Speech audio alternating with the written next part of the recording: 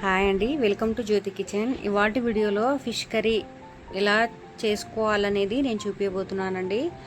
ఫిష్లో మనకి చాలా వెరైటీస్ ఉంటాయండి.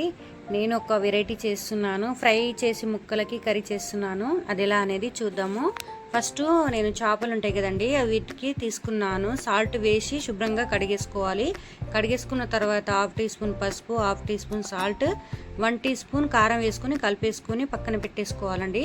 అలాగే కడాయి హీట్ అయ్యాక ధనియాల పొడి, లవంగాలు, దాచిన చెక్క, ఇలాంచి, బిర్యానీ పత్తా, జీలకర్ర, అలాగే మెంతులు, ఎండి కొబ్బరి, అలాగే వాము, గసగసాలు తీసుకొని మనం కడాయిలో వేసుకోవాలండి.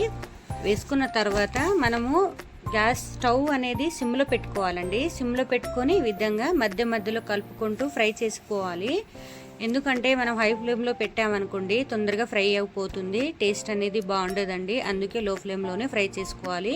అలాగే 3 మిరపకాయలు, ఎండు మిరపకాయలు వేసుకొని మంచిగా ఈ విధంగా ఫ్రై అయిపోయాయండి. ఇప్పుడు ఫ్రై అయిపోయాక ప్లేట్లో తీసేసి అదే కడాయిలో 1 టీ స్పూన్ ఆయిల్ వేసుకొని ఆనియన్ ఇంకా ఎల్లిపాయలు వేసుకొని ఫ్రై చేసుకున్నానండి. పక్కన పెట్టేసుకుందాము. అదే కడాయిలో 1 టీ స్పూన్ ఆయిల్ వేసుకొని చేపలు అందులో వేసుకొని ఫ్రై చేసేసుకోవాలండి. ఫ్రై అనేది మనం ఎక్కువ ఫ్రై చేసుకోకూడదు. ఈ విధంగా 2 సైడ్ తిప్పుకుంటూ మనం లైట్గా ఫ్రై చేసుకోవాలండి, ఎక్కువ ఫ్రై చేసుకోకూడదు. ఈ విధంగా 2 సైడ్ ఈ విధంగా తిప్పుకుంటూ ఫ్రై చేసుకోవాలి. అలా ఫ్రై చేయడం వలన మనకి కర్రీ అనేది టేస్ట్ చాలా బాగుంటుందండి.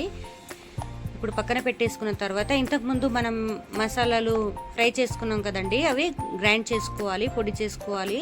అలాగే మనం ఫ్రై చేసిన ఆయిల్ ఉంటుంది కదా, అందులో ఆయిల్లో మనము జీలకర్ర, వాము, మెంతులు వేసుకొని పచ్చిమిరపకాయలు, కరివేపాకు, పుదీనా వేసుకొని ఫ్రై చేసుకోవాలండి.